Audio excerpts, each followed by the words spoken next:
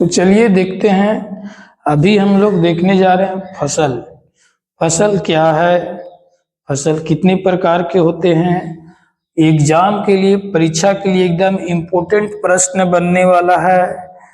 क्यों भैया? क्योंकि फसल क्या है और फसल के प्रकार से क्वेश्चन पक्के पूछे जाते हैं। ये साइंस में भी और सोशल साइंस में दोनों में भी पूछा जाएगा। इसको आप लोग बिल्कुल कंप्लीट कर लेंगे। फसल क्या है? जब एक ही प्रकार का पौधा या फसल बड़े पैमाने पर लगाए जाते हैं तो उसे फसल कहते हैं, जैसे मक्का या धान का फसल इत्यादि। देखिए, जब एक ही किस्म के पौधे किसी स्थान पर बड़े पैमाने पर उगाया जाता है तो इसे फसल कहते हैं, जैसे मक्का का फसल, धान का फसल इत्यादि। अब एक आम का पेड़ लगा देंगे कहीं और बोलेंगे हम फसल लगाए हैं, ऐसा थोड़ी होगा। फसल को बड़े पैमाने पर एक ही प्रकार के पौधा बहुत सारा लगाया जाता है, उसे फसल कहते हैं। अब आते हैं फसल के विभिन्न प्रकार। फसल तीन प्रकार के होते हैं भैया। कितने प्रकार का? तीन प्रकार का। संभवतः खरीफ फसल, दूसरा रबी फसल, तीसरा जायद फसल।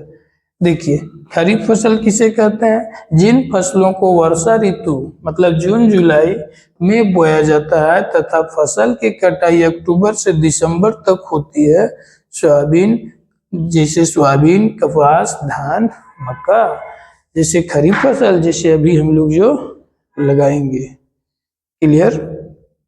आगे आते हैं रबी फसल, जिन्हें शीत ऋतु में अक्टूबर में बोया जाता है और कटाई मार्च में होती है, जैसे मटर, चना, गेहूं, आलू इत्यादि रबी फसल कहलाता है। जायद फसल, जिन फसलों को ग्रीष्म ऋतु में लगाया जाता है उन्हें जायद फसल कहते हैं। इसके बुआई मार्च से शुरू होती है, पूरा गर्मी चलता है। तरबूज, खीरा, ककड़ी, विभिन्न प्रकार के सब्जी जो गर्मी में आता है वो संभवतः जायद फसल के अंतर्गत आते हैं। हो गया। अब पॉइंट के बात ही समझेंगे। आपको ऑब्जेक्टिव में ऐसा ही पूछा जाएगा, निम्न में कौन खरीफ फसल है? तो तीन गो दूसरे दूसरे फसल का नाम रहेंगे। तो एगो खरीफ एगो खरीफ का रहेगा तो इसमें खरीफ टिक लगा सकते हैं। उसी प्रकार रबी फसल में आएगा, उसी प्रकार जायद में आएगा। ऐसा भी आ सकता है, दो रबी फसल का उदाहरण दीजिए, दो खरीफ फसल का उदाहरण दीजिए। या ऐसा भी आ सकता है, जायद फसल और रबी फसल में अंतर बताइए, या खरीफ फसल और रबी फसल में अंतर बताइए। ऐसा पूछ सकता है। मतलब मिला जुला के बहुत इंपॉर्टेंट था। आवाज